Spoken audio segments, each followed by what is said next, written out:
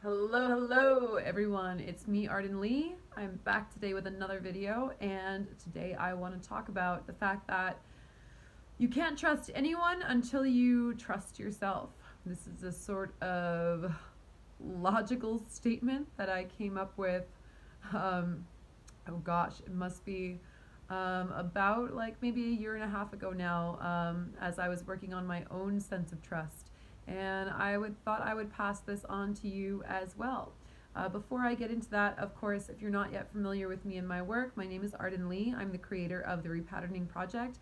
It is an 8-week course in which we hack our beliefs, our thoughts, and optimize our realities for success and happiness through empowered reality creation, realizing how much of our choices and our mindset is under our control so that we can get even closer to our goals and realize those goals, bring them into fruition. So if that sounds like something you're interested in, check out the description box where you can download a free PDF guide to the repatterning modality, and you can also check out the repatterning parlor on Facebook. There's a link to that in the box as well. Just click over, join. It is a community of like-minded individuals where we all come together to support each other on our personal growth and our self-improvement. So hop on over. I would love to see you there. So for today, what I want to talk about is the fact that you can't trust anyone else until you trust yourself. Where did I come up with this? Right? Some of you guys may know I'm also in a band, Arden and the Wolves. And the EP that we released this past February was titled Who Can You Trust, after the titular single, Who Can You Trust? And working on that album for the roughly 2 years that I did certainly was a big opportunity for me to examine what it meant to be able to trust people. What does it mean to be able to discern who you can trust and who you can't? And what that ultimately comes down to is trusting your own discernment. I realized for a long time that I had been making choices that did not take my self-preservation into account. For those of you who have known me throughout my 20s, or who have looked a little bit into my past work, this is really not a big surprise, right? I studied the art of seduction, which meant, and I penned my book from that, The New Rules of Attraction, which was a great skill set, but it often meant that I was prioritizing my adventures, my romantic adventures, over my own sense of personal safety, which meant that I got involved with a lot of people who really were not great for me, because my metric was not to ask myself, hey, is this person good for my mental and emotional well-being or not? But it was rather to ask myself, hey, can I pull this one off? I used to joke that I was like walking around like touching hot stoves all the time, being like, is this one hot? Is this one hot? Right? And they were all hot in many ways. But it was a perfectly valid choice for me to live out those years of my life prioritizing adventure and exploration over my own safety. To a certain extent, certainly, I'm glad I don't have regrets, because I look back at that time and I think, wow, I really did live life to my fullest. Like I went after, what I wanted, and I tried so many things, and I had so many experiences that I'm so grateful for. And I'm grateful for those, especially because I know I'm not going to look back at my life and say, well, what if I had just tried this or tried that, or what have you. I mean, we all have those paths that we didn't take, or what have you. But I really lived my life with this great sense of adventure, this sense that if I could just figure things out, that maybe there was nothing that was really as inaccessible to me as I thought it was. And with that mindset, as I said, I had a lot of great adventures, but I wasn't always thinking, your scientists thought so long about whether they could that they didn't consider whether they should. And that was my scientists and my brain were doing. Like, oh, can we do that? Sure, you can do parkour without health insurance. I don't recommend it. I broke my hand. It's fine. I don't play piano or anything. It's certainly not very well, so it's okay. Anyway, Anyway, I got to a point in my life where I realized, hey, it's going to be really smart for me to actually be able to discern what's a good choice for me and what's not, because people in my life need to be able to trust me to make good choices for myself. And while certainly, there was a time and place for fun and exploration, I'm just not going to be in that stage of my life forever, and I can't live my entire life that way. I have to start knowing what is right for me and what is not, what is contributing to my well-being, and what is a bad choice, what is a bad decision. There are times in our lives for bad decisions, and then there are also times where we have to really get real with ourselves and look in the mirror and say, hey, it's time to grow up and start making choices that actually set your life up for happiness and sustainability. So that's what I'm doing now. So about a year and a half ago, I had this wild experience in a ceremony. I went into a ceremony that was a really deeply transformative experience for me, and essentially the message that I got out of that ceremony that was so big for me was realizing how much the people in my life needed to see me making good choices for myself in order to be able to trust me. I think that people in my life probably trusted me with certain things, with being honest with them, with trying my best to be good to them or whatever. But there were so many people in my life that I look back now and I see where there was a bit of a distance or a disconnect from us, because they kind of knew that I was just going to go around like being a bull in a china shop for a little while, being on my path of my path of destruction, right?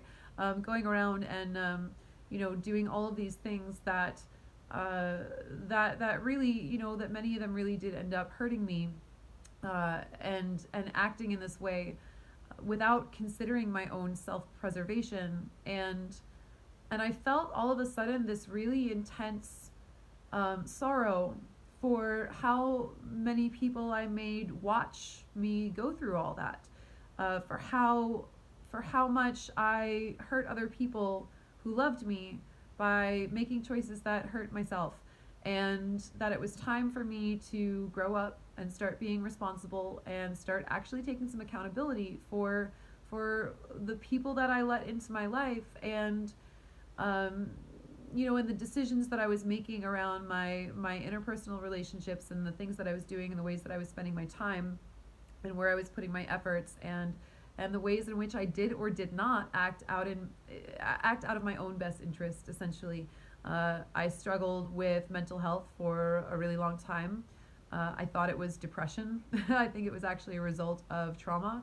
That was trauma that was also perpetuated by my own choices and by my inability to see my options around me, my inability to see where I could have made other better choices because I was stuck in my patterns.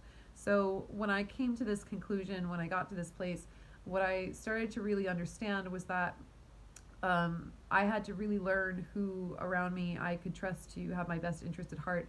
When they say, things like, when people show you who they are, believe them. When people tell you who they are, believe them. I definitely wasn't doing that. I was looking for all the good in people.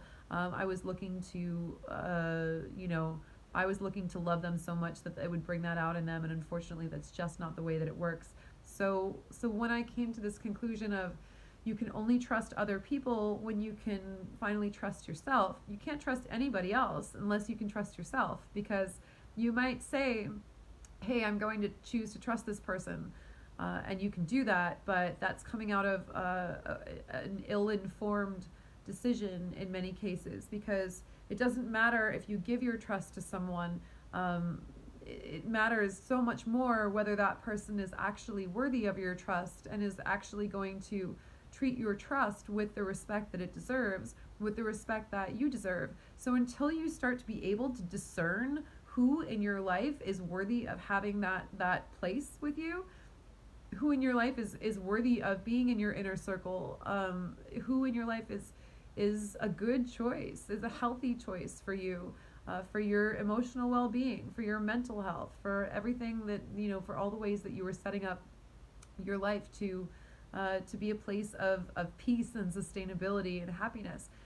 So you can't trust anyone until you trust yourself to discern who those people are. And so that comes back to this idea of self-trust and, of course, self-compassion too. Self-compassion for seeing all the ways that we've made mistakes in the past, and self-trust in the future to say, hey, you know what? This time when someone tells me who they are, I'm going to believe them the first time. I read something recently where someone advised, leave after the first lie. You catch someone lying to you and you know what's going on. Don't shove that under the rug. Don't say like, well, that was weird. Let's just pretend that didn't happen because I don't want to disturb my whole life. I look back sometimes to people that I've known, and sometimes I look back at relationships that have gone sour, and just as a sort of practice exercise, I try to discern where was the first red flag, where was the sign of danger that I ignored in favor of,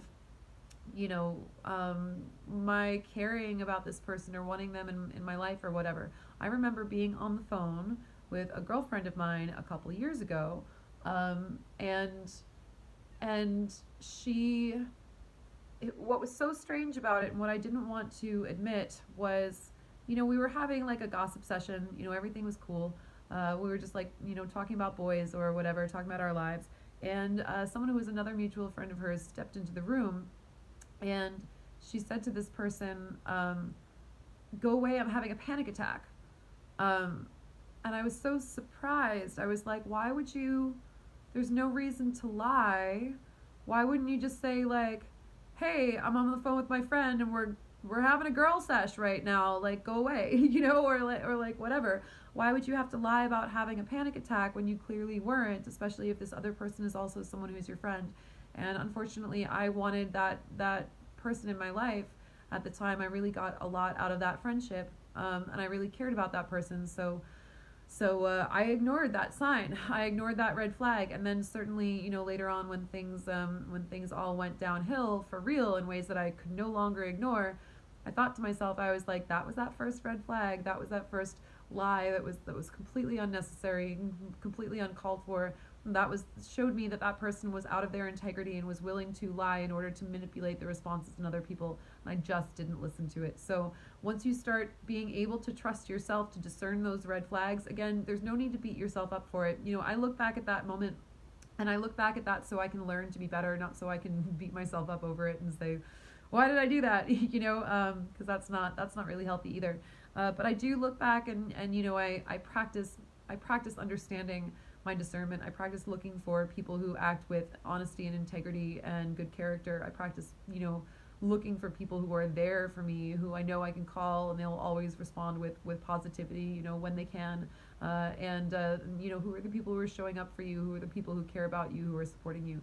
So important. So once you learn to trust yourself, that's when you can learn to trust other people too. It's not enough to just give people your trust willy-nilly, because they're, they might live up to it and they might not. So learning to trust yourself first, learning to trust your own discernment will teach you who you can trust in your life as well. So trust you first, and then trust everyone else, or trust the people who you trust yourself to trust. Thank you guys for listening. I'll see you in the next video.